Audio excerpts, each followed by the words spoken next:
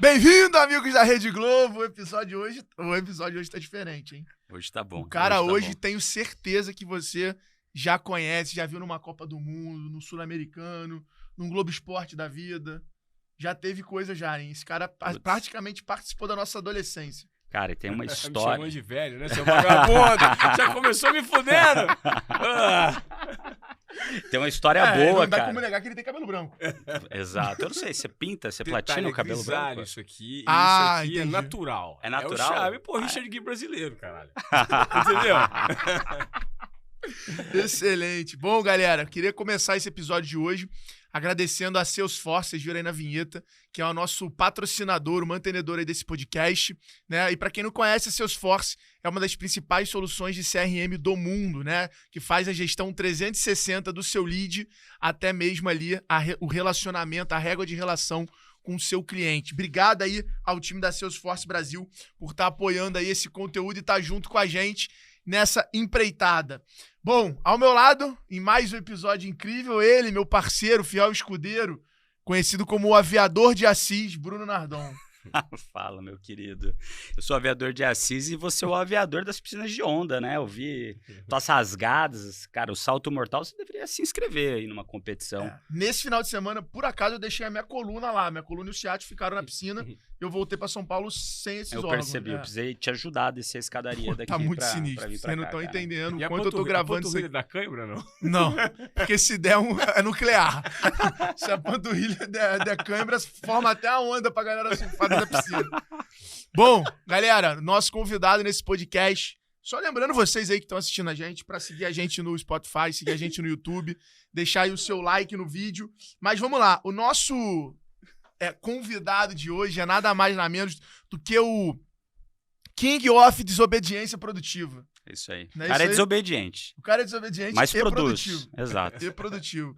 Bom, ele que é natural de Presidente Do lado de Assis. Venceslau. É Do lado de Venceslau que Assis. fala? Venceslau. Do lado de Assis. Passa um pouco, né, cara? Parece Passa uns 200 quilômetros. 200 quilômetros, do lado de Assis, né? É uma porrada. São Paulo até Assis, você já solta até o cinto de segurança. Quando passa Assis, solta o cinto de segurança. Tô chegando em Presidente Não Prudente fica e dando depois Venceslau. Anda mais 200. Isso aqui é um podcast de família, você mandando o nego tirar o cinto na estrada. Pelo amor de Deus, né? É que chegou amor de pertinho, Deus. sabe quando chega perto de casa? Na esquina, já solta, então é tipo isso. Bom, ele também é empreendedor, palestrante, podcaster, jornalista, repórter, apresentador e piloto de rally. É isso mesmo? Você viu na imagem, pra vocês, final de semana. Vai lá no... Quase capotou. É um Quase extremo ali, capotei hein? esse final de semana, foi. Mas foi interessante. E pegou pódio também, que eu vi Também, Então, legal, pô. Tá valendo. Foi intenso o final de semana. Foi. Bom, ele tem mais de 20 anos na Globo. É isso aí? 20. 20 anos. Trabalhou ao lado dos grandes nomes da televisão ali, do jornalismo, Thiago Leifert, entre vários outros. Na área de esporte, sempre na área de esporte? Não, eu comecei no geral, né? Foram 4 anos de 3, 4 anos de editoria geral. Quando eu vim para São Paulo em 2004, só esportes daí. Globo Esporte, Esporte Espetacular e coberturas, né? De jogos, de Olimpíadas, enfim, algumas competições legais. Boa, vamos explorar mais isso aí. E também é fundador da I'm Disruptive Content. Tu viu meu sotaque hoje? Você tá bom. Você Parece que você viu passou... meu sotaque hoje? Eu acho que te fez bem essa piscina de ondas aí. Acho que a viu? coluna é até o que trava o meu inglês. I am disruptive content. Exatamente. Porque tu viu a naturalidade? I'm Disruptive Content. Isso aí. 2 vezes seguida, bem. Bom, e que é essa empresa aí? Eu não sabia dessa. Você percebeu, ó, IM, né? I am Disruptive Content. O que a gente faz hoje? Nós somos uma empresa que pluga dentro de outras corporações. Por meio de um conceito de desobediência produtiva, a gente promove perspectivas inexploradas. Então, o que a gente faz normalmente?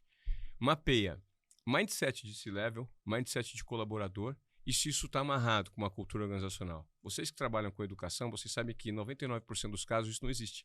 Então, o que a gente faz? A gente pega o que é tendência no mercado e pluga do ponto de vista de comportamento para fazer com que mindset de colaborador, de C-level e de cultura organizacional fiquem mais amarradinhos e que você tenha um lugar de pertencimento para o colaborador. Quantos colaboradores de quantas empresas hoje não se sentem bem com o gestor que tem, com a cultura organizacional e poderiam render mais?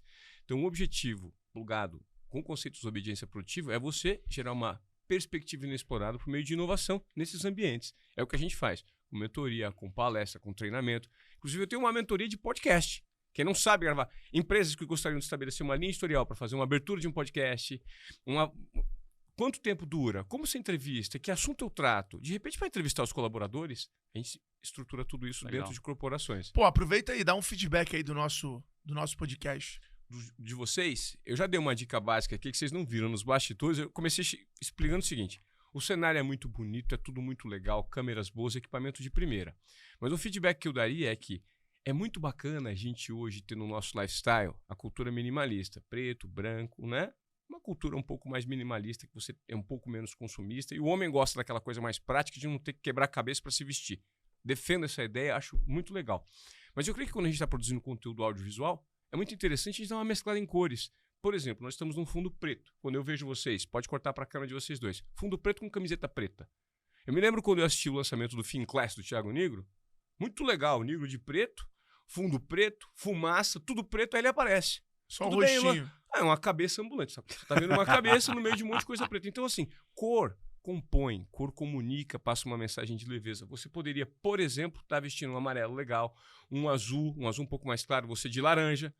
Porra, bota o Nardão de laranja na tela, só pra gente. Põe laranja. Só pra gente dar uma olhada como é que seria o Nardão vestido de laranja. Bota aí pra gente ver. Não tem nem roupa pra isso, Ivan. Não Mas tem nem roupa camisetinha. pra isso. Ó, cara. eu vou dar uma dica pra vocês. A Básico.com, que é uma empresa que tá comigo, eu sou embaixador da reserva, mas a Básico.com, cara, os caras produzem camisetas super leves, descoladas, descontraídas. Vou mandar um kit pra vocês dois. Uma pra você, uma pra você, pra vocês começarem a usar cor. Da próxima vez. Mas sabe o no que é próximo legal? episódio. Aí eu já vou aproveitar, vai virar um momento merchandising. Ah, A Minimals, sabe a Minimals, que tem camisa básica também? conheço. Eu tô usando pra cacete Minimals. E eles me mandaram umas camisas verdes, um verde escuro, que eu quase vim hoje. Putz. Então eu ia fazer essa quebra, eu ia dar esse toque, eu ia... Não, mas agora, aproveitando o momento do merchandising, a reserva. Você entrar lá, ó. usereserva.com/Bruno Nardon. Eles fizeram. Tá no ar? Tá no ar. Pô, Tem um lança cupom. isso direito. Não é pô. cupom, não. Isso é mas, pra lançar no início do podcast. Não, mas, cara, que se você loucura. entrar lá, tem exatamente a roupa que eu uso todo dia. Bom. Que é a mesma. É mesmo. Há 4 anos. Mas, Ou ó, mais. O Nardão, o apelido dele no G4 é TBT. Tá todo dia igual. Tudo igual. Mas posso fazer uma provocação? Vamos fazer um Mas acordo é aqui. muito bom. Eu dei esse feedback, você pediu. O próximo programa, pós-entrevista Ivan Moré, eu quero ver os dois com pelo menos uma cor cada. Que não seja par de vaso, Pode ser beleza? branca? Pode ser um branquinho, você vem de... Verde. Mas não vem com um verde muito escuro, pra dar um contraste. Gente, cor comunica, quebra, passa uma mensagem legal. Usa o preto no dia a dia. Tô te falando, vai na boa, cara. Vai ficar estilo pra caramba. Boa. Depois você vê o resultado. Gostei. Tenta. Gostei. Vamos ver. Vamos ver. Tá aí, a galera agora vai ouvir, aí vai assistir outro podcast só pra ter mais visualização e fazer a gente mudar a cor da camisa. É isso aí. Legal. A gente podia colocar isso, uma votação, né? Qual cor você queira de camisa no próximo Pronto. episódio. Exatamente. Tá aí, comenta aí. Qual é a cor? Não é? Qual é a cor que você quer me ver de camisa aqui e a cor do Nadon? Pode ser florida, pode ser... A quem Só tem que ornar, tem que combinar. Não tem que ornar nada. Quem orna é o telespectador. O que pedirem, vocês vão ter que vestir, beleza? Fechou. Fechado. É isso. Fechou. Boa, Fechado. boa. Bom, Ivanzinho, conta aí pra mim, qual foi o maior extremo da tua vida, assim? Qual foi o momento mais extremo que você se lembra que você viveu? O momento mais Carreira, família... extremo que eu vivi. Vários, cara. A minha carreira, eu adoro reinvenção. E durante o período que eu permaneci em TV, né? Não em TV, eu não sou um cara de TV, eu sou um cara de comunicação. Eu comecei com 14 anos no rádio. Né, eu tô com 46 hoje. Então são 32 anos próximo ao microfone, me comunicando e tentando criar produtos e serviços relacionados a isso.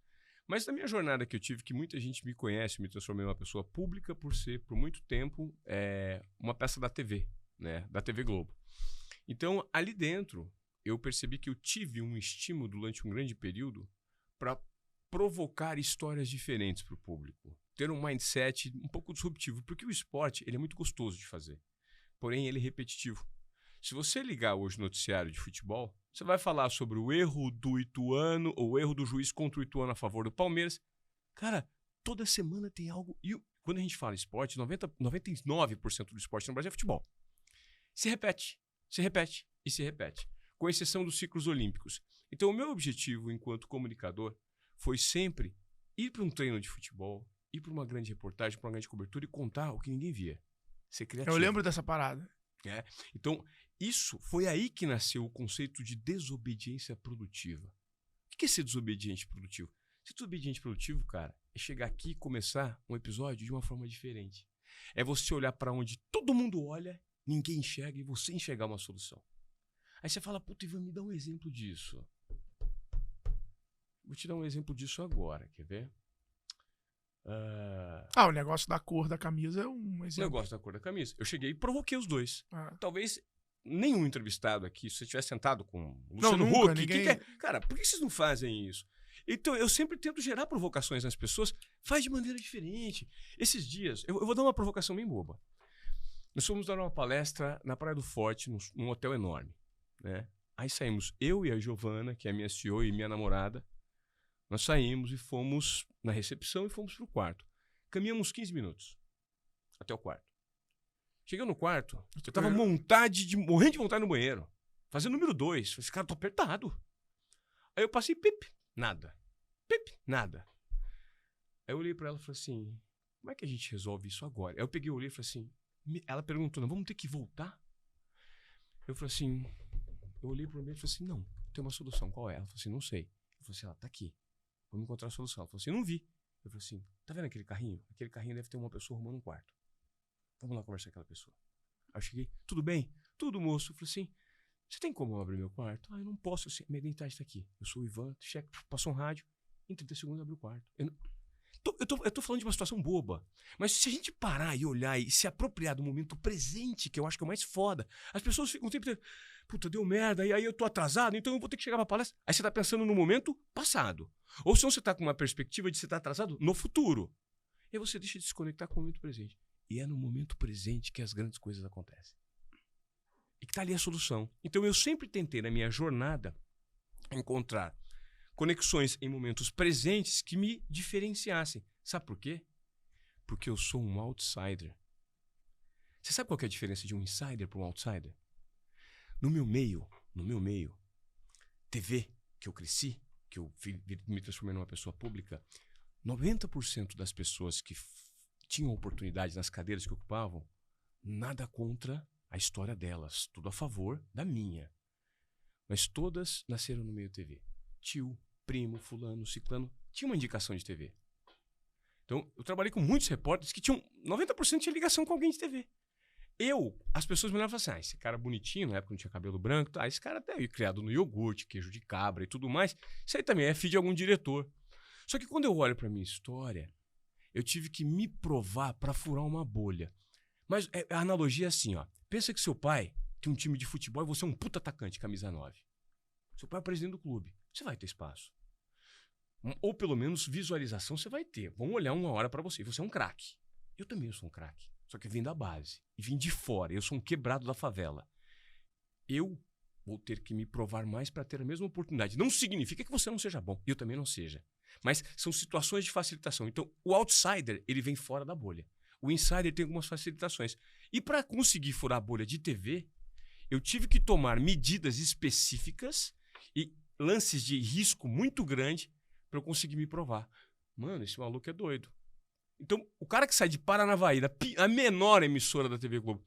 Eu me formei em Londrina, fui conhecer São Paulo com 17 anos. Fui andar de avião com 28 anos na vida, Alfredo. Eu sou um cara de base, meu irmão. Meu pai é um analfabeto, de presidente Venceslau. Eu não sei quem que é o pai da minha mãe. Eu sou de uma família muito simples. E que foi na unha. Assim, eu falei, não, eu vou chegar.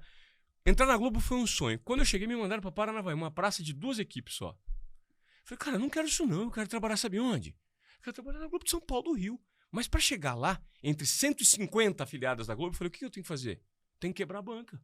Como eu quebro a banca? Fazendo o que eu faço. Porque padrão Globo de qualidade, todo mundo sabia o que era.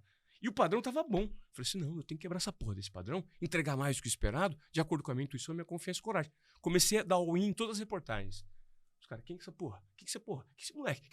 Foi subindo. Em 4 anos eu tava onde eu queria. Cobrindo Copa do Mundo, Olimpíada, apresentando o programa. E detalhe, apresentando o programa com os grandes nomes da TV brasileira. Então, assim, hoje quando você olha para a reformulação do Globo Esporte, tinha um cara que apresentava na época. Só que quem segurava toda a base aqui, ó, fazendo reportagens mais malucas na rua? Eu. Então, eu sei o meu valor e eu sei o valor muito mais do que eu tenho, do comportamento que eu tive que ter para furar uma bolha. Então, o que eu quero hoje com esse conceito? Eu quero estimular você que está assistindo esse podcast, que você também pode. puta que pariu, mas eu não tenho as situações perfeitas. Cria a situação perfeita para você encontrar sua própria jornada. Mas de que forma? Seja intuitivo. Ouça a sua intuição, que é o seu subconsciente, que conversa quando você está no momento presente. Além da sua intuição, seja confiante, meu irmão. Confiante. Mas aí como você adquire confiança? Confiança você adquire com os tombos que você leva. Quebrei a cara, tenta de novo. Quebrei a cara, uma hora que você consegue, tô confiante. E aí como você coloca isso em prática? Tomada de risco. É o terceiro passo, coragem. Intuição, confiança e coragem. Se der errado, você começa de novo. Mas é só assim que você pode furar a bolha. Porque se você é outsider, meu irmão, você não tem situações para... As peças não podem comprar um tabuleiro para você chegar mais rápido, fura a bolha. Muito bom, muito bom. E desse momento que você tava furando todas essas bolhas, que você falou, poxa, consegui essa reportagem legal, achei isso. Quais foram as coisas inusitadas, assim, as reportagens inusitadas? Eu lembro que teve uma que era uma formiga especial que você achou no meio do nada. Foi. Conta um pouco dessa história pra gente, cara. Ó, eu vou contar essa, depois eu vou contar a do Phelps, porque eu acho que é boa pra caramba. Eu ia perguntar a dele. A do Phelps? É. A das formigas foi o seguinte. Tava lá, 2003, fazendo uma reportagem de Tapetininga. Tava em Sorocaba antes de vir pra São Paulo, ser contratado pela Globo São Paulo. Tava na Globo de Sorocaba. Fiz uma reportagem em Tapetininga, tava com meu cinegrafista voltando na rodovia Raposo Tavares. Toca o rádio da viatura, Ivan, meu chefe. Volta correndo, tá tendo um assalto a banco em Sorocaba. Um refém. Quero você aqui. Falei, nossa senhora, assalto a banco com refém, meu irmão. É o que a gente queria fazer pra aparecer no Jornal Nacional, porque nessa época, fazer matérias factuais, pô, assalto a banco com refém, sabe aquelas coisas que te relembram situações de risco de filme? Eu falei, pô, eu quero estar presente. Porque a gente fazia muitas matérias frias. Entrevista o dono vai entrevistar o gerente do banco para falar sobre taxa de juros, entrevista o presidente da associação comercial, vai fazer uma matéria sobre plantação de vinho, de uva para produção de vinho. Então eram umas coisas meio que, né? Quando pintou uma notícia quente, eu falei, Marcão, meu cinegrafista, agiliza, velho, acelera esse carro. Marcão rasgando a rodovia Raposo Tavares. Quando eu passei pelo trevinho de uma cidade, eu vi umas 15 pessoas no chão, pegando uns negócios na grama. Eu falei, que porra é essa, mano? E o Marcão, Marcão, para o carro. Você tá louco? Vamos fazer um assalto, caralho. Não, esquece. Minha intuição tá... Naquela hora, eu não sabia, não tinha mapeado, mas minha intuição tava falando, volta ali, meu irmão. Quando eu voltei, eu vi um enxame de formiga brotando do chão, umas bitelas desse tamanho, e as crianças comendo, preenchendo garrafa PET de 2 litros com formiga com a ponta dos dedos, comida e tal, e o rapaz já comprando e já vendendo pra Dona Maria, que já tava preparando em casa. Toda uma economia de uma microcidade em torno da formiga. Eu falei, Marcão, pega a câmera, esquece o assalto, vamos fazer essa história. Eu falei, você tá louco, cara, eu não vou fazer. Só vou fazer se você ligar pro chefe. Liguei pro chefe. Seguinte, ó, tô com problema no pneu do carro, vou atrasar. Você consegue colocar alguém pra fazer o assalto? Não, fica tranquilo. Não vai correr com o pneu estourar, só você vai capotar o carro. Vou colocar outra pessoa. Eu falei, beleza. Eu não menti. Eu só criei uma condição pra fazer uma aposta. E eu poderia, por meio dessa aposta, ter dado errado. O que aconteceu? Contei a reportagem, fiz. Cheguei 1h30 depois. Tomei um esporro. Você tá maluco? Onde você tava? Precisava de você e tal. Eu falei, mas você me liberou? Não, mas você demorou muito. Eu falei, desculpa, eu demorei muito, mas eu não trouxe uma. Eu trouxe 2 reportagens. É que eu encontrei um negócio no caminho, quando eu fui ver a roda, e olha aqui. Quando eu meti o play, falei, você pegou o momento certo da revoada dos içás? Eu falei, não sei, cara, eu peguei isso aqui. Ele falou, sabe quanto tempo que o Globo Rural tá atrás disso? Faz anos que o Globo Rural tá... E eles nunca pegam esse momento. Porque acontece entre setembro e novembro, depois de uma chuva de muitas trovoadas. Você pegou o momento certo, os caras vão ficar loucos. Mandei lá, o Globo Rural me deu um prêmio. Visibilidade. Quem foi o cara que fez? O Moré. Por quê? Você entende que a oportunidade, ela passa na nossa frente assim, ó. Só que às vezes você não se permite enxergar. Que você tá com a cabeça tão cheia no momento futuro, no momento passado, que você não é intuitivo. Isso é intuição. E intuição precisa ser validada por confiança. E confiança precisa ser colocada em prática por meio de tomada de risco. Tomada de risco é coragem, caralho. Muito bom. Faz sentido? Muito bom. Caralho. E a do Phelps? Vi até umas coisas na minha cabeça. É? Fala aí, o quê? Não. Veio umas ideias assim. Te disso. provoquei? Tipo, de algumas coisas que passam, às vezes, na nossa frente, como você vai lançar um livro, vai fazer um negócio, às vezes você fica, porra, será? E aí tu acaba não fazendo a coisa direito quanto você deveria fazer e o resultado vem. Só que você tem que fazer. Senão você não consegue capturar o valor. Muito bom. É isso? Phelps, conta pra gente a do Phelps. A história do Phelps ela é curiosa porque eu entrevistei ele uma primeira vez, voltando Me mandaram para um circuito de Laguna Seca, na Califórnia, fazer uma reportagem com o Cristiano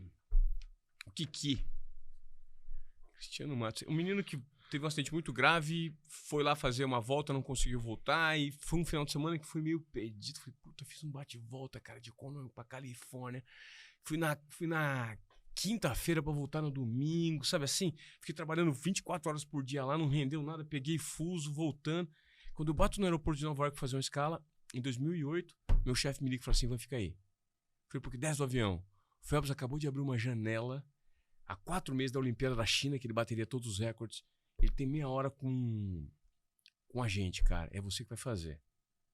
Eu falei, nossa, que demais. Desci do avião, fui e fiz o Phelps. Antes ele bateu todos os recordes. Legal, primeira vez. Numa segunda vez...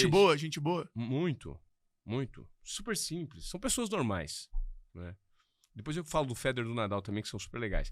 Agora, o Phelps, mas a grande porrada veio em 2017. Quando eu recebi o telefonema de uma apresentadora da Globo, uma apresentadora grande, Ivan, e ela não era de esporte. Ela falou, no dia do meu aniversário. Eu falei, não, um pouquinho antes do meu aniversário. Ela falou assim, eu vou te dar um presente de aniversário. Eu falei, qual é? Ela falou assim, uma entrevista, um café da manhã, conduziu um evento de 1 hora, todo em inglês com o Phelps, um café da manhã para 30 executivos. Foi depois? O HSM. Foi depois desse... Foi depois, foi já em 2017, corta. Perfeito. 11 anos depois. Perfeito. Ou melhor, 9 anos depois. Aí, corta pra ela, ela falou assim, eu falei, mas me convidaram e tal, mas eu não vou fazer porque meu inglês não é 100%, pra conduzir tudo em inglês, né? O seu é? Eu falei assim, o meu? Ela falou assim, o meu não, óbvio que não. Ela falou, mas você tá louco então eu não vou te indicar. Eu falei, não, você vai me indicar. Quantos dias pro evento? Falta 10 dias pro evento. Eu falei assim, nesses 10 dias eu vou colocar um professor de inglês na minha casa. Eu vou me preparar, eu não vou perder a oportunidade. Você tá louco? Então eu vou te indicar. Me indicou. E eu fui. E nesses 10 dias, eu aproveitei a oportunidade, que foi uma oportunidade incrível, e me preparei. Então, é uma chance, muitas vezes, de nós não perdermos situações e oportunidades de aprimoramento do ponto de vista pessoal. Eu falei, o que eu preciso? Eu falo inglês? Falo. Bem, legal, limpa, conduzir tudo em inglês? Não. Então tá bom, então é uma oportunidade para eu focar nisso. Peguei um professor, estudei o Phelps, o sotaque dele, montei um esquema, uma apresentação toda em inglês com ele, por 10 dias, focado. Fiz. O evento foi um sucesso. Eu poderia ter perdido a oportunidade, não poderia? Não. Isso me gerou outros negócios, outras oportunidades. Então, isso é ter um comportamento de desobediência produtiva. Às vezes a gente se acovarda em algumas questões que nós não queremos enfrentar. Porque a gente não tá pronto. Porque não tá pronto. Mas às vezes você não precisa esperar estar pronto, meu irmão. É isso. É o famoso PDCA, né? Promete, depois corre atrás. Legal. Isso. Agora aqui, me conta um negócio. Você já encontrou os maiores nomes dos esportes mundiais, né? Alguns, acho que dá pra você contar aqui umas histórias boas, extremas deles. Os caras têm uma energia diferente, né? Tem. Você falou tudo. Energia. Cara, quando eu tive com o Hamilton, tipo assim, Já entrevistei ele ao vivo algumas vezes também. dá pra sentir que é uma vibe diferente, assim. Ou é uma serenidade absurda. É diferente, cara. É diferente. Queria que você falasse um pouco disso, assim. Se acredita nisso. Acredito. Quais foram os caras que você já viu que mais chamaram a atenção, que o cara tem um nível energético, assim, bizarro. Ronaldo Fenômeno é um, incrível. Pelé é outro. Estive perto do Pelé, eu fiquei muito emocionado. Eu tentei entrevistar a minha vida inteira o Pelé. Toda vez minha entrevista caía. Aí um dia eu fiquei sabendo, depois que eu apresentei um programa, que ele abriu uma janela para América Latina também em Santos. Eu peguei os meus filhos e a mãe deles na época, era minha esposa. Falei, vamos lá para Santos, que a gente precisa tirar uma foto no colo do Pelé com essas duas crianças. Isso é histórico. Eu fiquei 8 horas esperando. Quando eu cheguei, valeu a pena. O Ronaldo Fenômeno é impressionante a energia. O Pelé eu já ouvi isso muito também, assim. Pelé é Que é impressionante. tipo, não dá pra Não dá. entender, não é o futebol. A parada. Não. É o maior. Esse é o maior brasileiro que nós já produzimos, enfim, pro mundo. Ronaldo Fenômeno é incrível. Agora eu tenho Nadal é incrível. Eu tenho 2 histórias rápidas pra contar. Uma de bastidor do Nadal e a outra do Federer. O Nadal, pra você ver como que o mundo dá voltas. Ele veio pro Brasil, a gente tinha marcado uma partida, fiquei 6 meses trabalhando uma pauta com ele, com a assessoria dele, pra jogar uma partida com ele. Deu certo. Fiz o mesmo com o Federer quando ele veio. Deu certo, jogar uma partida com os dois. Em momentos separados. O Nadal, antes desse dia da partida, era um sábado, ele dá uma entrevista coletiva num hotel ali perto da Paulista. Ele estava hospedado na suíte presidencial. E estava todo mundo lá, a imprensa. E nós seríamos atendidos por último, porque eu tinha uma matéria para fazer para o Jornal Nacional. Só que, olha só, Uma curiosidade. A gente deixou pra ser o último a entrevistá-lo e tinha aquela galera que na época fazia muita zoeira. CQC, Pânico, que atrapalhava muito a entrevista coletiva da imprensa, que não trabalhava com humor. E aí, quando o Nadal veio, começaram a zoar. Ele começou a tirar, o repórter do CQC começou a tirar a cueca. Aí o assessor ficou puto, começou a tirar o sarro do Nadal. Falou, acabou isso aqui, vamos subir. Eu falei assim, cara, desculpa, eu sou o cara que tô esperando. Eu sou da TV Globo, eu preciso fazer uma matéria assim. Eu falei, beleza, não tem problema, então eu vou te levar pra suíte presidencial. Aí eu subi. Eu, ele, o Nadal e minha equipe. No mesmo elevador. Aí fui conversando com o Nadal no elevador e tal. Aí ele falou assim, olha, deixa eu te apresentar o espaço. Era um espaço de um andar inteiro. E o meu cinegrafista falou, vamos fazer nessa área externa, que era uma área de piscina. E nós fomos fazer entrevista numa área de piscina. Ele falou assim, olha, o Rafa só vai trocar a camiseta e ele já vem. Aí preparamos uma cadeira pra ele, uma pra mim, sentado frente a frente. E quando ele foi sentar, o tampo da cadeira dele estourou. Puff! E ele caiu. Puff! E ele ficou entalado. E 2 preguinhos atrás da cadeira rasgaram a camiseta e machucaram. E arranharam as costas dele. Ele, puta, me dá a mão aqui, me dá. Aí eu fui tentar tirá-lo e ficou entalada a cadeira. Aí o auxiliar teve que segurar a cadeira, eu puxei e ele falou, ai, minhas costas. E me mostrou as costas machucadas. E eu tinha essa imagem. E aí eu disse, pelo amor de Deus, você não vai usar? Eu falei assim, não. E na época cogitaram, Ivan, vamos usar isso aqui. Porque os editores falaram assim, não, isso aqui eu tenho um acordo com o cara que eu não posso usar. Enfim, bastidor. A gente depois jogou uma partida junto. E eu ensinei pra ele o drop shot, que a gente fala que é deixadinha. Eu deixei uma deixadinha aqui. E ele começou, me apelidou de deixadinha. Depois da Olimpíada, eu tenho inclusive postei esses dias um vídeo. Eu tô tentando fazer uma passagem, ele surge pra treinar. Eu falei assim, não, papai, não posso falar agora. Aí ele falou assim, deixadinha? Eu falei assim, sou eu. Ele falou assim, depois hablamos. Então, ter esse tipo de... Eu já entrevistei ele umas 5, 6 vezes. Ter esse tipo de proximidade, de ser reconhecido por um grande atleta, é muito gostoso. Até porque o cara faz isso com 1000 pessoas. O cara saber quem é você ali, significa que o que você fez marcou o cara também. E o Federer, a situação que eu tive com ele foi, equipe toda pronta pra gravar, ele chegou. Quando o Roger Federer falou assim, esse cara existe. Só que ele não só existe. Ele é o ser humano mais simples, gentil e humilde que eu já vi. Ele pegou na mão de todo mundo. Eu tinha levado um amigo de infância, de Presidente Venceslau, o McCoy. E o McCoy falou assim, é verdade, cara? O McCoy mal conhece São Paulo. Eu falei, vou te levar, a gente vai entrevistar o Federer, vou jogar uma partida com ele, você vai pegar na mão dele, você vai tirar foto com ele. O Federer chegou, nós ficamos 45 minutos com ele. Ele pegou e perguntou o nome do McCoy. Deu a mão pro McCoy. Sabe, a equipe quase desmaiou de tanto carinho. E aí ele pegou, primeiro atendeu uma equipe de imprensa mexicana, 5 minutos. Falou assim, Ivan, e sua equipe? A gente só vai atender eles 5 minutos, depois eu volto. Atendeu a equipe. Agora está preparado pro jogo? Aí nós fomos começar a jogar. Nós ouvimos o cinegrafista sendo xingado pelo repórter mexicano. Pô, caralho, não acredito! E aí chamou a atenção, o assessor veio, o que aconteceu? Ele não gravou. A entrevista que o Federer tinha acabado de dar não tinha sido gravada. Acho que o cinegrafista estava tão nervoso, não apertou o botão. Puta, mano. O Federer falou assim, vamos resolver essa situação. Veio aqui e falou, Ivan, me chamando pelo nome, você se importa de eu pegar 2 minutos, eu te dou esses 2 minutos a mais? Eu vou só... Se eu te responder as 2 últimas perguntas, eu te ajudo? O cara falou assim, claro, você faria isso, Federer? Claro. Fui lá e respondeu 2 perguntas. Então, esse tipo de tratamento... O Hamilton não é muito assim, não. Não, eu sei. Existem perfis e perfis. Eu não quero criticar... Então, mas como julgar, cara? Quando você sente que o cara já foi muito abusado, né? No sentido de, porra, a galera vai abusando, vai querendo demais.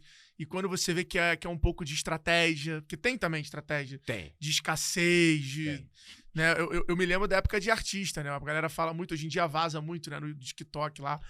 O raid do Alok tem que ter house de canela, tem que ter não sei o que lá. Mas eu já ouvi de muito empresário falando assim, cara, isso é estratégia só pro cara meio que se posicionar, pra ver que o cara... Que fizeram o atendimento dele, né? Tudo que ele pediu. Ó, eu fiz 12 anos consecutivos o Grande Prêmio do Brasil de Fórmula 1, nos bastidores. Eu já fiz xixi várias vezes com o Schumacher do lado. Várias vezes. E com vários outros pilotos. A energia do Schumacher, como é que é? É incrível. É um cara diferente. Só que é um cara extremamente duro. E uma vez, o Felipe Massa, que é um cara muito... falar que foi no banheiro com ele e falar que ele é duro é foda. Não, é um cara extremamente duro. Mas o cara... Você fala que, você acha que o cara tá várias vezes do lado do cara? Eu tô errado nisso. Ficou estranho esse cara. Você vai dar um corte. O cara vem no nosso... Pô, aí tá tudo bem. São palavras que estão na tua boca. São assim, palavras que estão na tua boca, não na minha. Você tá remendando esse contexto aí. O corte porra, eu mijei várias vezes do lado dele. Ele é extremamente duro. E aí deixa o poder de uma deixa edição. pro Instagram dizer o que é. Eu gostei desse momento de desobediência produtiva. Exatamente, Você é o sabe que momento presente, meu amigo. E você sabe que teve um dia que eu saí do...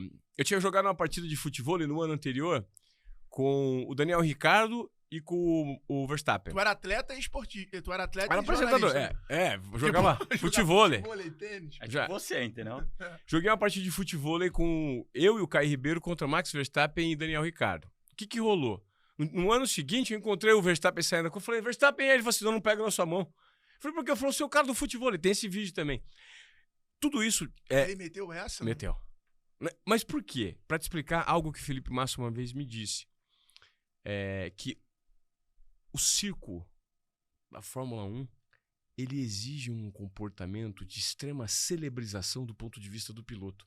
As assessorias das equipes, elas blindam os caras. Por exemplo, o Felipe era meu amigo, todo ano tava lá, o Dudu, o irmão dele, do meu lado. Eu falei, Felipe, preciso de uma falha. Ele falou assim, agora não dá, eu preciso andar aqui, porque não dá. Porque o problema não é você. Eu daria entrevista. O problema é a imagem que eu preciso sustentar nesse circo, que é o circo em que o Hamilton talvez seja a maior proeminência hoje, o maior diferencial. Então, esses caras precisam... A Fórmula 1 tá muito lastreada na imagem que o piloto constrói de celebrização em torno de si.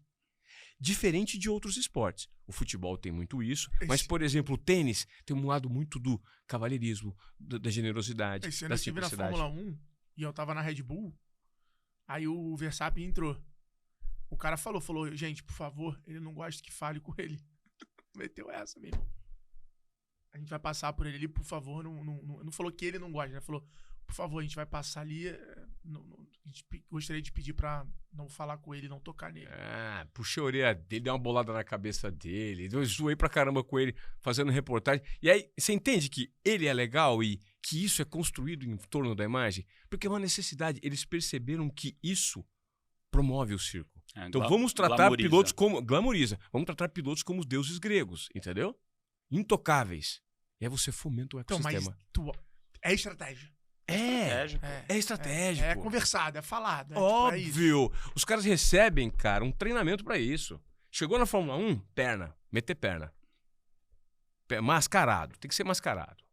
E o futebol também fomenta isso, né? Dependendo do estágio que você chega, o futebol também entrega esse nível de...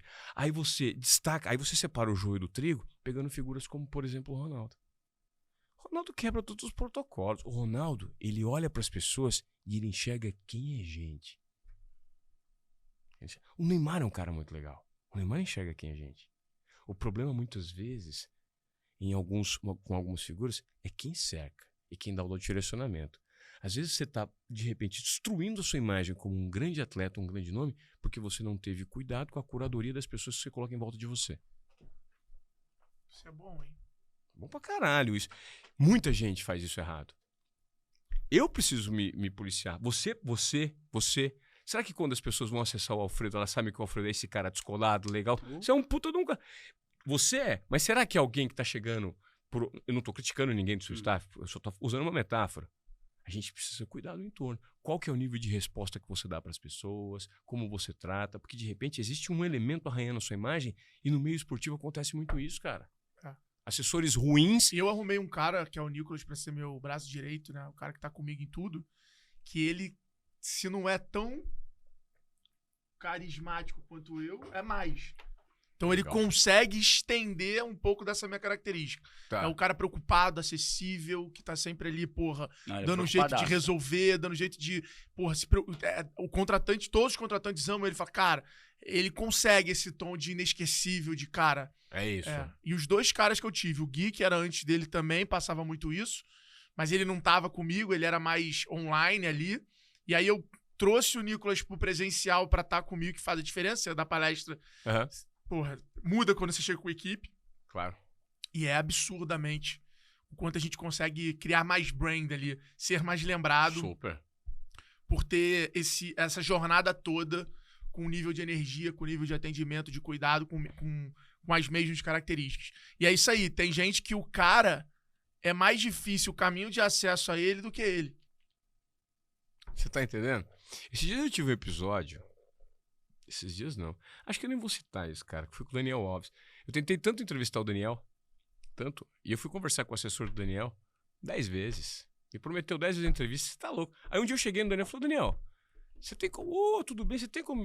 Lá atrás, quando eu saí da TV, faz uns 3, 4 anos. Claro, cara, marca o cara. Eu falei, ai, não vai rolar. Aí, recentemente, eu condenei a atitude do Daniel. Porque eu condeno o que ele fez abertamente. Condenei, eu achei que foi completamente... Enfim. Aí esse cara veio. Porra, eu pensei que você era um cara inteligente, que dava palestra e mentoria. Você tá condenando o Daniel sem provas? Eu falei assim, você tá falando comigo por qual interesse? Não tô te entendendo. Já cessei a vida inteira para dar voz para você, você não quis. Agora você vem querer falar o que eu sou? Guarda a sua opinião para você. Respeito ela, mas não venha querer me criticar. Ponto.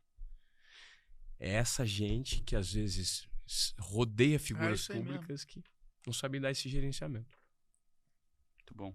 Muito bom. Cara, essas histórias são muito maneiras. Porra, dá pra ficar o dia inteiro aqui. Conta do Ronaldo. Do Ronaldo é muito boa. Você não... Tem uma porrada com o Ronaldo. Teve uma vez, eu vou contar uma do Ronaldo que eu nunca contei, que eu abri algumas portas com o Ronaldo, na caruda, com 2 comportamentos de obediência produtiva. Pô, ele era legal pra caramba, cara. Fala, Morenes. Tudo bem, irmão? Puta, você vai me pedir matéria. Ou matéria ou camisa, porra. Uma vez eu levei 10 camisas pra ele assinar e ficou puto. Porque eles me chamaram pra um poker. Aí eu fui. Aí cheguei lá com 10 camisas e falei assim, pô, tá de brincadeira. Tu trouxe 10 camisas pra assinar, porra. Tu é um porra, né, meu? Ó, vou te contar uma coisa. Vou assinar dessa vez. Mas se tu é meu amigo, tu não pede essas merda. Eu falei, caralho, desculpa, bicho. Não sabe. Ser amigo desses caras também tem que saber. Sabe, um cara se sente usado. Pô, você vai lá, eu chamo pra um pouco, você vem com 10 camisas pra assinar. Camisa do Ronaldo no Corinthians. Mas teve uma muito curiosa que ele me colocou num vestiário, num jogo que eles foram fazer na Arena do Grêmio, lá no Sul. Zico, jogo beneficente. E eu liguei pra ele e falei assim, bicho, eu precisava fazer uma matéria exclusiva. Você tem como me colocar no vestiário? Vai lá que eu te coloco. Aí eu peguei e fui. Cheguei pra TV e falei assim, eu tô indo lá pra ir no jogo. Mas você vai conseguir entrar no vestiário? Eu falei assim, vou. Com que garantia? Eu falei, o Ronaldo me deu a palavra. Cheguei lá, os caras não me deixavam entrar. Pô, imagina, Zico, Ronaldo, Neymar, tudo no vestiário, o estádio inteiro lotado. Eu falei, viu, os caras, não tem credencial, irmão. Você é o Ivan Moreira, foda-se. Se vira. Você é na Globo, você é na Globo. Globo. Eu peguei e falei, maluco, como é que eu vou fazer pra entrar? Aí eu falei assim, já sei, vamos pegar o ônibus de entrada. Onde que o ônibus entrar, o Ronaldo vai descer. Um monte de gente lá em volta, eu, Ronaldo! E eu berrei tanto, cara, que ele olhou e falou, pô, deve ser o Moreves. Me chamaram de Moreves. Eu falei, caralho, os caras não estão me deixando entrar. Aí ele voltou. A equipe aqui tá comigo. Pula essa porra, tu é foda, hein? Tô vendo no meio de nada. Aí me colocou, entrei, fui pro vestiário. Aí fui fazer uma entrevista com o Ronaldo no vestiário. Se liga nessa. Fui fazer uma entrevista com o Ronaldo no vestiário. Quem que tava com a mangueira de fora lá atrás? Neymar. Aí surgiu o maior meme, porque os caras falaram que o Neymar era o Junão. Os caras, porra, o Junão apareceu! O Junão apareceu! E eu fazendo entrevista com o Ronaldo, o Neymar pelado atrás, cara. Na entrevista. E aí, tem um bastidor da bola que... E aí, na cara, sacanagem que nós fizemos no Globo Esporte, colocamos uma figurinha, bicho, como se o Neymar fosse o Adão e Eva, sabe assim? A folhinha, cara. Porque o Neymar tava pelado atrás. Agora a gente tem o corte de você falando que o Neymar tava pelado, extremamente duro. Eu já vi ele mijar mais de 10 vezes. E assim a gente segue nesse extremo. É bom que ele só se atenta a essas coisas, né? Maravilhoso. Só quer o quarto. Isso aqui é o quarto. E depois a carinha dele assim, emocionado. Pronto. Cara, deixa eu te falar. Me conta aqui um outro negócio. Você é super empreendedor. E você que fundou um negócio de hub de conteúdo, né? Que é a Resenha Digital Clube, junto com o pessoal da Spark. Queria que você contasse um pouquinho desse business, qual foi a ideia, qual é os objetivos aí dele, como é que ele ajuda empresas, pessoas. Cara, vamos lá, é assim, ó. Quando o Coca, o Rafael Coca e o Rafa Pinho me chamaram pra montar esse negócio, eles começaram a olhar para uma rede de networking voltada ao esporte por meio de uma linguagem, uma narrativa de viralização. A gente sabe que hoje muito do que se comunica, principalmente no universo esportivo, é por meio de meme, por meio de curiosidade, por meio de, enfim, viralização mesmo. E aí eles notaram, a gente discutindo e quebrando a cabeça, a gente notou que existem muitos conteúdos gerados por canais, principalmente de Instagram, que se comunicam com um nicho específico, são muito fortes. Só que eles não tinham um ordenamento. Um falava de um meme aqui, outro falava de um meme ali, e a gente pensou, por que a gente não agrupa esses caras e começa a amplificar essa mensagem negociando mídia em bloco? Então, sei lá, a Salesforce quer fazer, a Coca-Cola, a Brahma quer fazer um lançamento de um produto novo.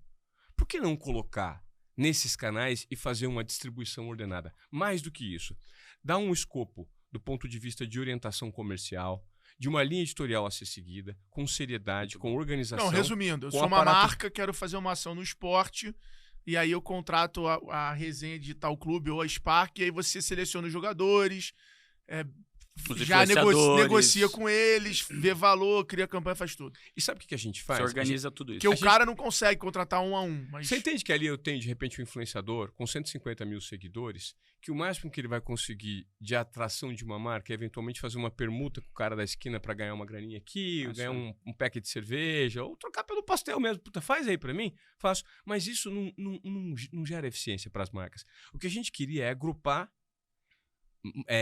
contas de Instagram e canais de comunicação para a gente amplificar a mensagem para marcas com um público específico. Porque a gente sabe... então é um time fechado. É um time fechado. A Então, gente tem mais de 30 perfis. 30 atletas que... Não são atletas. São perfis de influenciadores que se comunicam. Por exemplo, esse dia foi louco.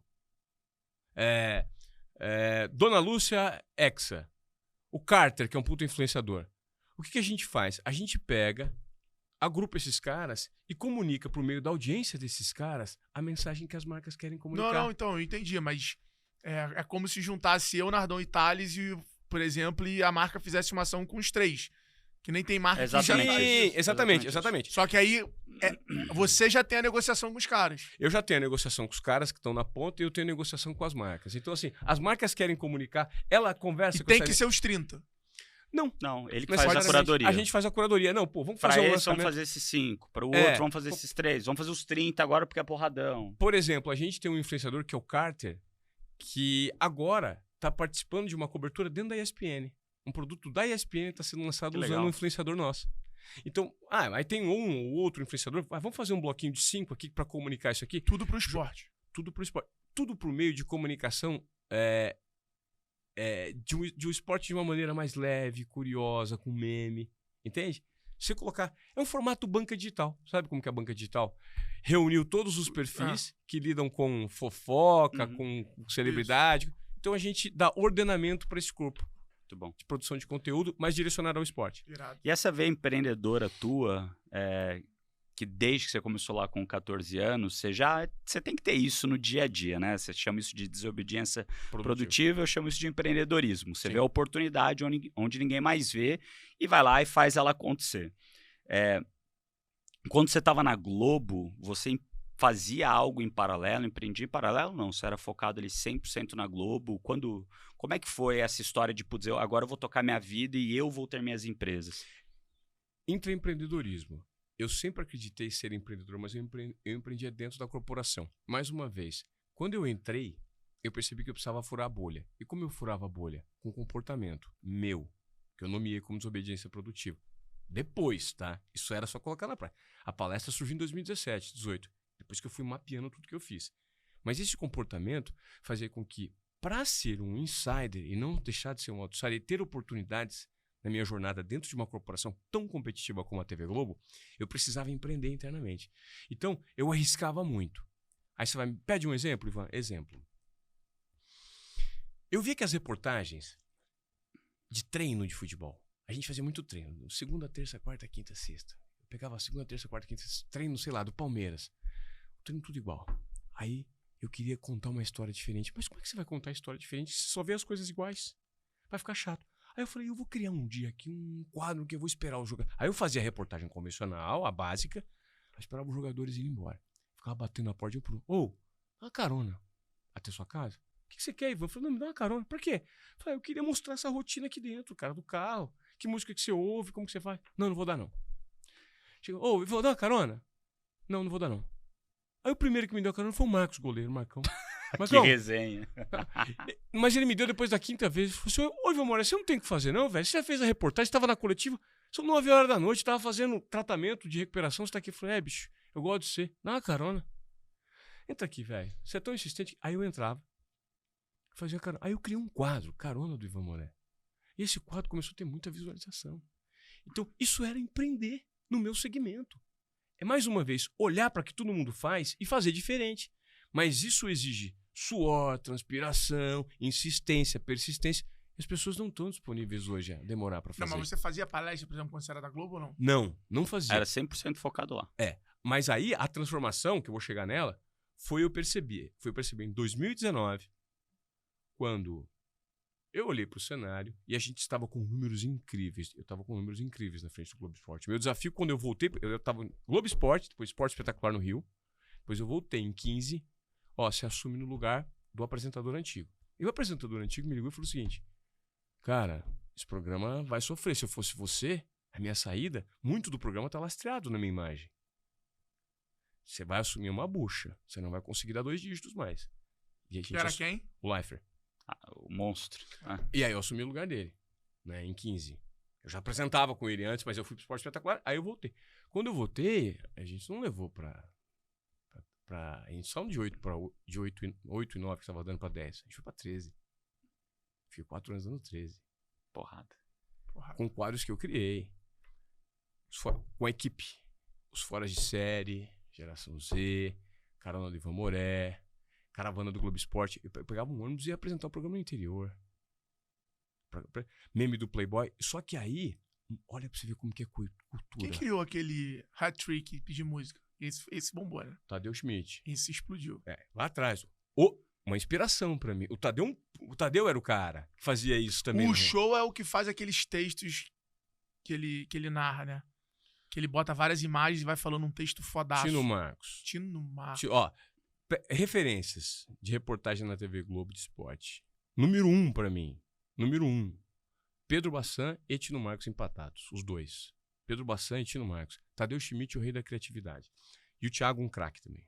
Não posso falar, pelo amor de Deus.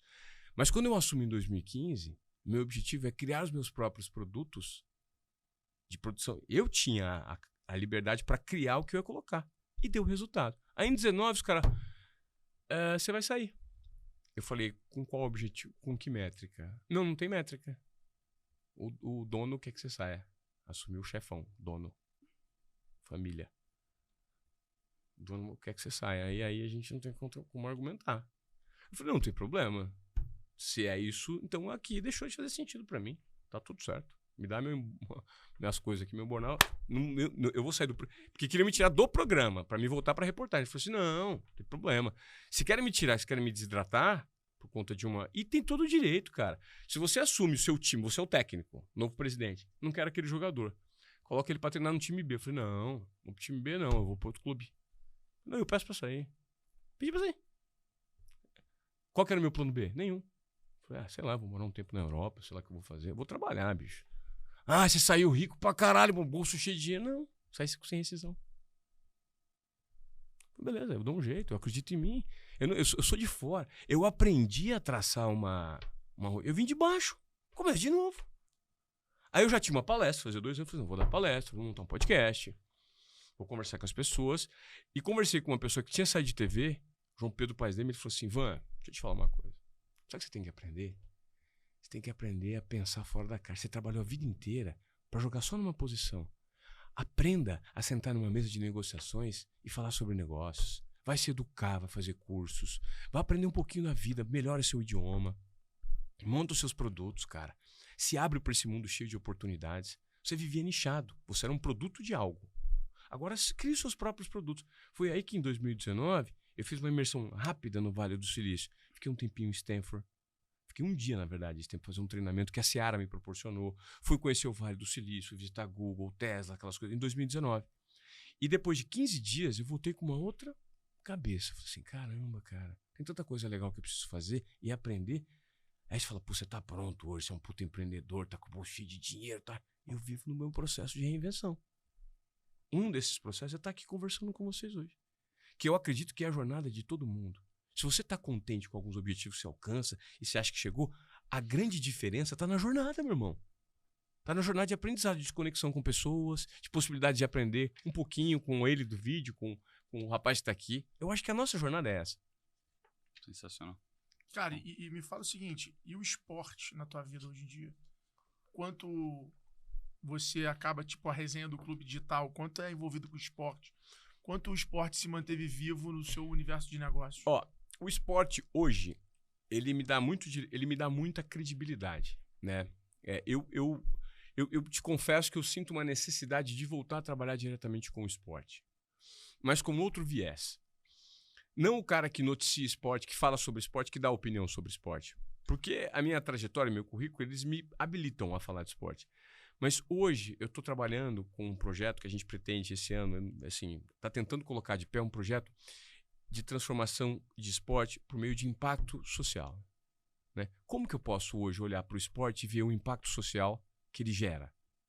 Porque eu queria dar o give back. Falar de esporte hoje para mim significa você usar o esporte como uma plataforma de transformação. Então eu não quero noticiar os grandes eventos esportivos, ir para a Copa do Mundo, fazer isso. Essa fase foi muito legal. Hoje eu preferi como espectador, mas eu gostaria muito de trabalhar com um projeto de esporte em que eu dê voz para uma comunidade, porque é fomentado na comunidade, e isso reverbere na transformação de vidas. Esse é o meu grande objetivo. E eu não consegui tangibilizar. Eu não sei se vocês, eventualmente, aqui por meio do G4, a gente pode pensar num projeto juntos. Mas eu estaria totalmente disponível para colocar isso de pé. Dar a contribuição, e não só, isso pode ser um projeto que a gente ganhe dinheiro. Sim, mas eu quero dar o give back para a sociedade. Eu quero usar a minha imagem fomentada ao esporte como alguém que ama a essência do que ele gera, do que o esporte gera. Não só dos resultados e a consequência que ele traz para quem atua em alta performance. Eu tenho uma dúvida. Talvez você, por conhecer os caras, possa me ajudar a desvendar esse mistério. Os jogadores, os atletas, eles acabam focando no treino, no esporte, né? E são pouquíssimos que participam de negócios e querem estudar, querem saber mais, etc. Você acha que isso, se hoje tivesse uma imersão para atletas, os caras se interessariam em fazer? Ou você acha que não, que esse é um comportamento no qual eles querem terceirizar sempre pro irmão, pro primo, pro pai, pro empresário e não querem se meter? Esse é o tema que há exatamente 1 ano eu queria colocar de pé e desenhar isso pensando em Copa do Mundo. O nome do projeto era Bastidores, Business e Bola.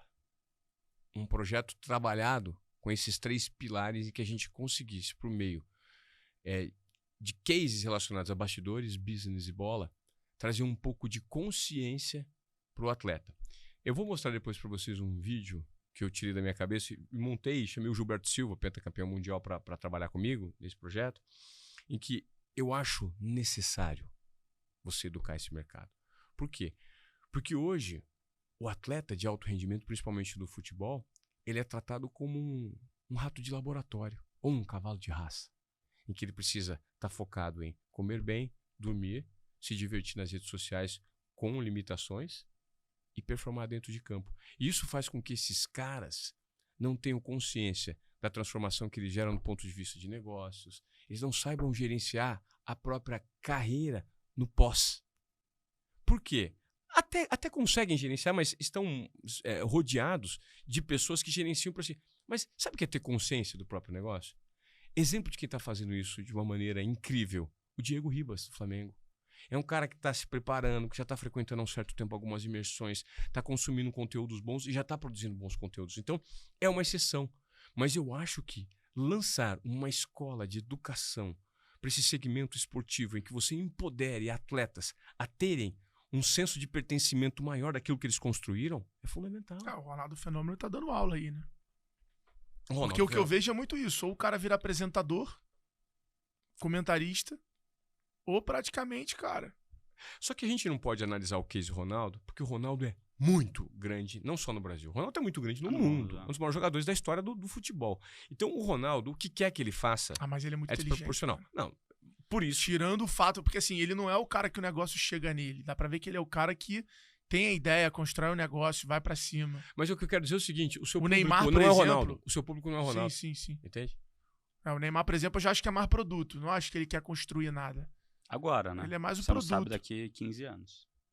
Daqui 15 anos pode mudar, né? O case Neymar, eu acho que é um dos mais complexos, cara. Falar sobre o Neymar, eu nem gostaria de falar. Eu tenho uma proximidade com a família. Talvez seja um dos únicos temas que eu não falo, sabia, sobre o Neymar, porque eu acho que tinha tanta coisa que tinha que mudar ali, mas eu posso magoar alguém e eu não sei se eu tô no momento certo de ferir alguém. Não. Eu só acho que o Neymar é um dos maiores que nós já tivemos na história do futebol e que eu acho que muito do que cerca o Neymar atrapalha o Neymar, entendeu? O Neymar podia... Acho que o mundo sabe disso, né? o mundo Essa é sabe a real, disso. o mundo sabe disso. É. A vida dele virou uma série. Onde o pai é um personagem, a mãe é outro, a irmã é outro. E aí os amigos são outro. Então é um universo de distrações acontecendo simultaneamente. Mas se fosse uma série bem direcionada, como por exemplo são os Kardashians, eu não sei se... Sim, não, eu acho que é mais sobre direcionamento Talvez editorial. falte um roteiro pra você entender qual é o teu papel na série. Eu tenho uma dúvida aqui diferente dessa de esporte, né? Eu tenho uma grande dúvida como que era o dia a dia do jornalismo e do seu papel como jornalista dentro de uma TV como a Globo. O que eu quero dizer isso? Como que era a rotina ou não tinha rotina? Por exemplo, uma vez que você estava lá com o seu programa, que você era o apresentador, que você podia falar, olha, quero esse quadro, quero aquele quadro. Como que era o dia a dia? Porque você entrava, sei lá, 7 da manhã, ficava até meia-noite, varando, fim de semana também. Como que era o dia a dia? Eu tenho curiosidade para saber isso. As rotinas foram se transformando de acordo com a posição que eu ocupava internamente.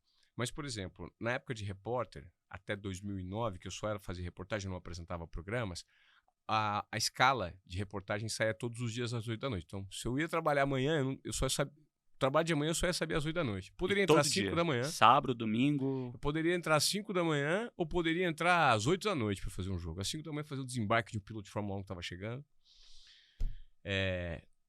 Com a apresentação, tudo muda. Mas daí, nesse caso, quando eles avisavam, tipo, 8 da noite, ó, você vai entrar às 8 da noite. Durante o dia, o que você fazia? Você ia pro escritório? Não, nada? Ficava em casa? Ficava lendo? Ficava preparando? Eu ia jogar uma partida de tênis.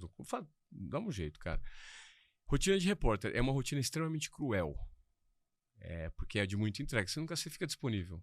Isso, é igual médico em plantão. Sim. Você tá disponível ali, plantão. putz, e daí o teu papel é chegar lá, fazer Sim. a tomada, Sim. pronto, acabou aquilo, vai pra próxima. Agora, a reportagem de TV, a apresentação de programa de TV é completamente diferente. Eu tinha uma rotina no Esporte Espetacular, que era apresentado todos os domingos no Rio de Janeiro. Então, toda quinta, sexta e sábado, eu trabalhava o dia inteiro. Gravando chamadas, terça e quarta reunião de pauta, segunda folga. Então, era uma rotina pesada. Eu morava metade de semana em São Paulo, metade no Rio. Vivia na ponte aérea, né? Era complexo. Agora, a rotina do Globo Esporte, que era uma rotina com mais autonomia de 15 para frente, foi assim. Eu chegava 7h30, 8 horas na TV. Só que, na noite anterior, eu tinha que estar muito ligado no que rolou na rodada dos campeonatos. No que era curioso. Então, eu chegava, pegava as reportagens dos repórteres que iam pro dia anterior, distribuía a edição. Quem fazia isso era o editor-chefe, o Daniel. Então, o editor-chefe tinha um papel um pouco mais operacional de distribuição e eu tinha um papel um pouco mais criativo. Quantas pessoas tinham para rodar esse programa? A gente tinha... Puta, cara... coloca aí, pelo menos, contando tudo, 18, 20 pessoas envolvendo engenharia, 18, 20 pessoas para tocar tudo. Contando com reportagem, com o PJ, umas 30. Umas 30 pessoas pro programa. Sempre produzindo. E eu era o responsável por chegar de manhã, entender. Essa ilha de edição está editando a matéria do jogo do Corinthians, essa do São Paulo, essa que está falando sobre o atletismo. Como que eu componho todos os dias a apresentação disso de uma maneira mais elegante para a audiência subir na casa das pessoas? Então, meu desafio diário era como eu vou abrir o programa hoje? Eu abro com a matéria porrada em que o Corinthians meteu 5-0 ou eu guardo o Corinthians pro final? Então, a gente vivia com a audiência real time e eu com um ponto. Puta, muda essa. Traz a matéria do terceiro bloco, tá caindo, traz essa pra esse bloco, traz pra esse bloco. Então, era um organismo vivo. Todo dia fazer um programa era um desafio diário. Porque eu tinha essa liberdade de criação. Então, teve um programa emblemático que a gente uma vez encerrou de uma maneira muito criativa que me veio à cabeça agora, que foi... Vocês lembram quando teve aquele desafio da estátua? Todo mundo, um time de beisebol americano postou todo mundo no avião, os caras congelados, e todo mundo começou a fazer esse desafio. Eu falei, cara, isso aqui a gente tem que trazer pro Globo Esporte. De que forma? Eu falei, vamos encerrar o programa de uma maneira que a gente coloca uma entrada ao vivo, e era o Tino Marcos do Rio de Janeiro, o Tino Marcos entrava ao vivo, e quando ele volta pro estúdio, ele falou assim, Ivan, mas vai ter isso, mas parece que o pessoal lá a onda americana chegou. Aí tava todo mundo congelado, eu tava congelado, meu cinegrafista tava congelado, porque a gente pegou a grua e fez todo mundo congelado. Então, eram essas mini pílulas de criatividade que a gente precisava ter na abertura, no fechamento, em como contar uma reportagem. E era um desafio diário de criatividade. E performar nesse meio é gostoso, porque você não é responsável pelo todo. Você performa só pra... Você é o cara que tem que ser o criativo. O camisa 9 que tem que cabecear a bola. Então, eu tô responsável por cabecear a bola. Quando eu saio da TV, eu percebo que agora eu preciso montar a minha estrutura. O meu time, contratar os meus jogadores, um técnico pra mim, pra eu continuar cabeceando. Perfeito. Okay. E lá, durante a apresentação, você tinha TP ou não? Era freestyle? Não, freestyle. Caralho, que loucura, hein, cara? Isso... Ah, tem uma dele que foi que você conta na tua palhagem da boate. A minha estreia no Esporte Espetacular foi na Boate Kiss, né? Faltando 5 minutos, os caras falaram assim, Ivan, não tem jornal. Esquece. Os 4 horas e meia que a gente... Estúdio enorme aqui, que você vai estrear. Pergunta o que eu te faço, você vai dar conta? Os caras... Eu falei, eu? Lógico que eu vou dar conta, tô aqui pra isso. Não sei, a gente vai chamar alguém de fantástico. Todo mundo esbaforido, né? E nós ficamos no ar, eu e a Glenda, que tava comigo no dia. Acho que a gente ficou das 9h30 até as 2h30 da tarde. O programa terminava 1h, a gente estendeu. Depois da época, acho que era Esquenta e Turma do Didi. Em 2013, a gente tá falando de 10 anos. E a gente ficou ao vivo, passando informações real time, que eu ouvia do ponto. E eu tinha um desafio que os nossos pontos estavam no mesmo canal de comunicação. Então, a Glenda estava em silêncio, eu estava passando uma notícia, aí passava informação pra Glenda. E você tinha que fechar a orelha. Eu tinha que fechar a orelha e tirar o ponto às vezes, ou me concentrar pra falar o que estavam falando e me desligar do que estavam passando o ponto. Você imagina você ficar 5h30 pro Brasil inteiro, falando pra milhões de pessoas isso? Foda, né? E foi minha estreia. Só que foi um dia que eu estava extremamente concentrado, porque eu descobri que eu tenho TDAH. Agora só. E quem tem TDAH vive um mundo caótico fora. Mas é a parte ruim. Eu tenho uma dificuldade muito grande de organização de agenda, de uma porrada de coisa. Agora, quando eu tô no meu meio de foco, para algumas coisas, situações de extrema pressão, como esse dia, cara, você pode tocar uma banda, pode acontecer uma guerra aqui do meu lado. Eu não desfoco. Aí eu bloqueio o mundo.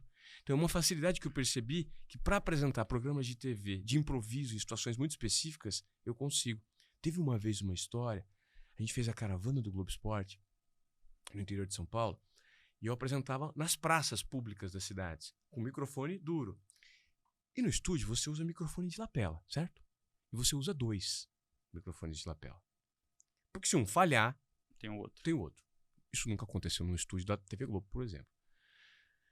Caravana do Globo Esporte de segunda a sábado, domingo, final de semana, eu volto pro estúdio na segunda-feira para apresentar o estúdio. E aí, toca a vinheta do programa. Os caras vão 10 segundos. Aí eu falo assim, Ivan, seu microfone falhou. Aí eu falo assim, me dá o duro. Aí eu peguei o microfone e falei assim, e aí galera, tudo bem? Sejam muito bem-vindos ao Globo Esporte. Fiz a abertura, eu falei assim, como que eu ia justificar aquela porra? Num estúdio. Você já viu o William Bonner abrindo o Jornal Nacional com o microfone assim? Não. Eu falei assim, pô, eu tô tão apegado a esse microfone que eu fiz durante todos os últimos 6 dias o programa com ele, que eu resolvi fazer essa abertura porque nós voltamos pro estúdio.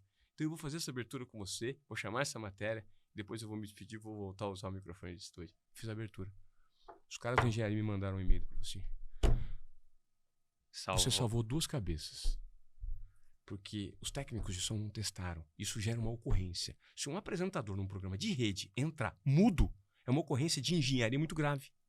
Só que quando ele me deu, eu dei a justificativa do microfone duro. Porque ele é a emergência da emergência da emergência da emergência. Ele é o paraquedas quando o avião tá caindo. Só que eu arredondei para uma narrativa. Só que isso veio em situação de criatividade momentânea. Mas só acontece quando você está confortável nesse momento de pressão. E como é que você fica confortável nesse momento de pressão? Quando você se submete muitas vezes a isso e se acomoda a isso. Não é que se acomoda, se acostuma. Se acomoda nunca. É isso daí, né? Muito bom. Muito bom. Cara, qual foi o dia mais feliz da tua vida?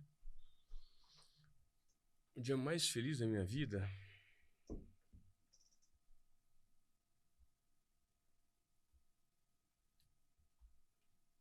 Cara, essa pergunta é difícil, hein, meu?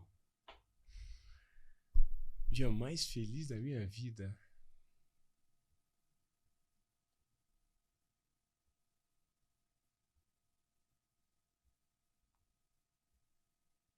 Ai, cara.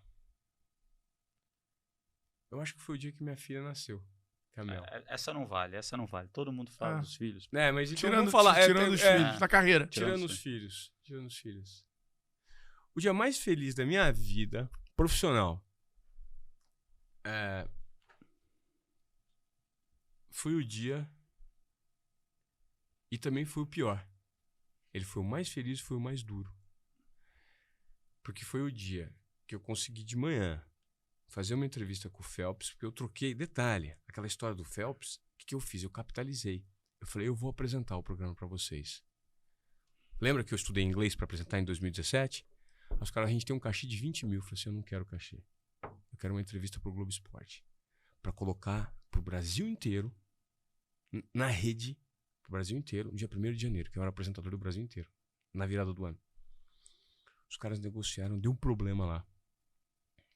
Por quê? A pessoa que estava comigo, que foi de minha agente, ela sentou do lado do agente do Phelps. E o acordo com a Delta Airlines era para não falar pro Phelps que o evento ia conseguir ali nos bastidores, 10 minutos.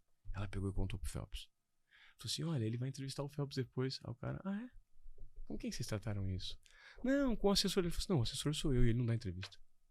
Acabou o evento, ela, eu fiz cagada. Eu falei com o cara. Ela azedou a história.